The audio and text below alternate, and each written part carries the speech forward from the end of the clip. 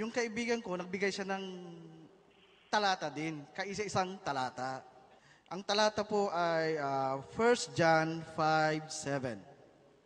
For there are three that bear record in heaven, the Father, the Word, and the Holy Ghost, and these three are one. Yan ba yung sinasabi mong talata, kapatid? Opo.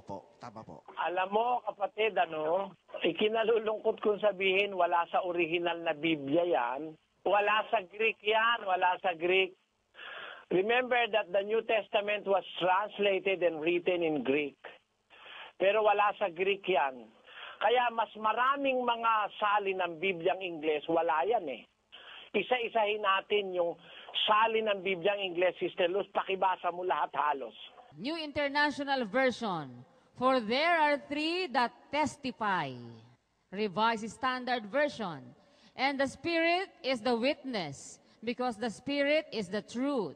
The American Standard Version, and it is the Spirit that beareth witness, because the Spirit is the truth.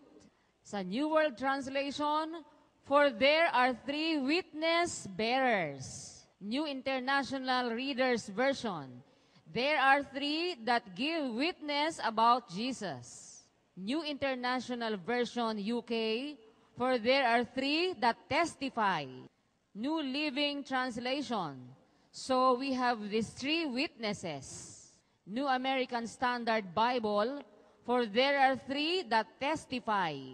Ibig lang sabihin, kapatid na Luzano, mas marami yung English translation na nagsasabi na there are three that bear witness, the Spirit bear witness, pero wala yung the Word and the Holy Ghost.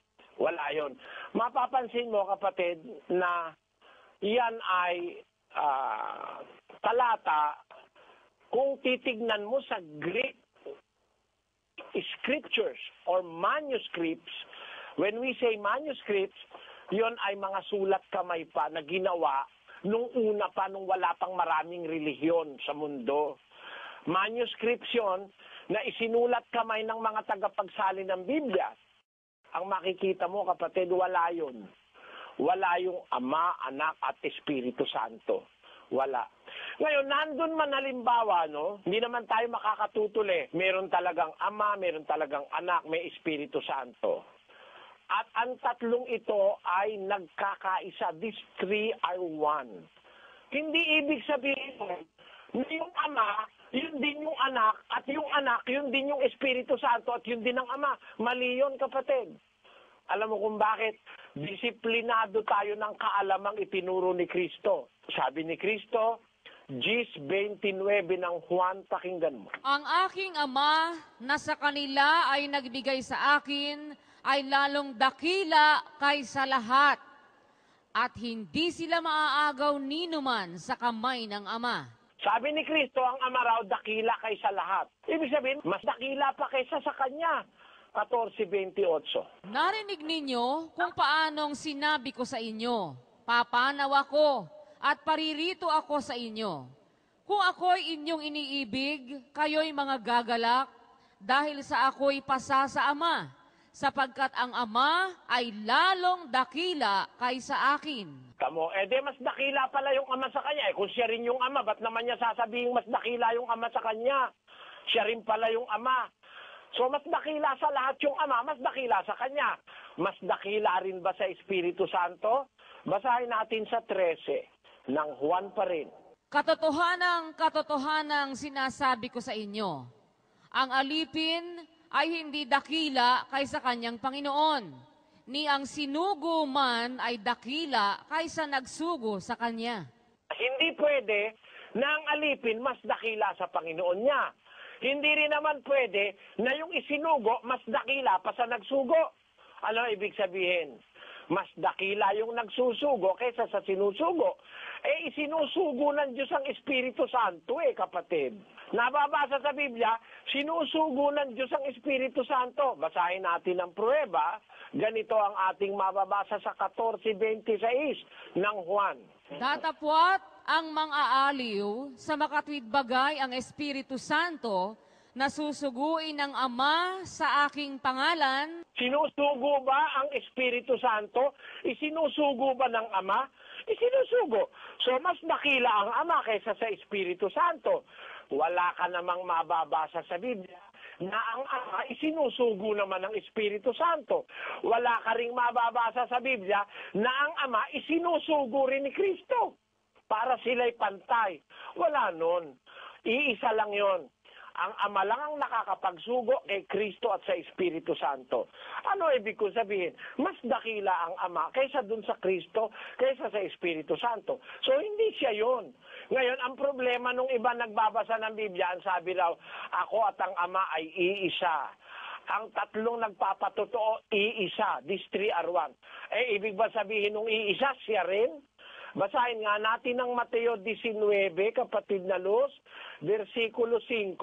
at sinabi, dahil dito'y iiwan ng lalaki ang kanyang ama at ina, at makikisama sa kanyang asawa, at ang dalawa ay magiging isang laman.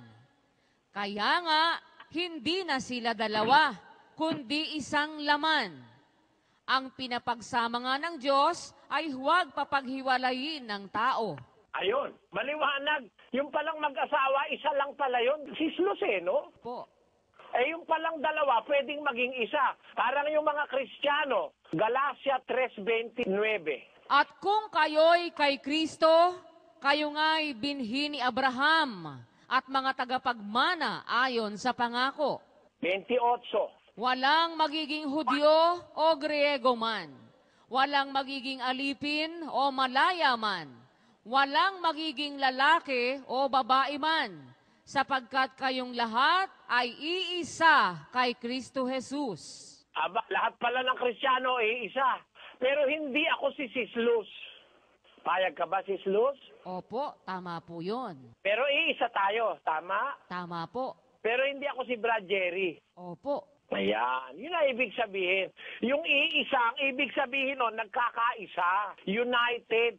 Hindi ibig sabihin, iisa tayo, ako rin ikaw rin ako. Basa, 17:11 ng Juan. At wala na ako sa sanglibutan. At ang mga ito ay nasa sanglibutan. At ako'y paririyan sa iyo, Amang Banal.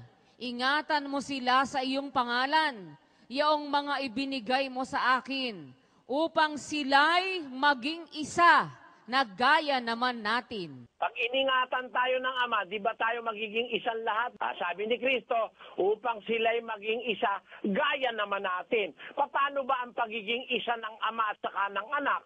Gaya ng pagiging isa ng lahat ng mga Kristiyano. Ikaw at ako iisa, pero hindi ikaw ako at hindi ako ikaw. Ganon din yung Ama.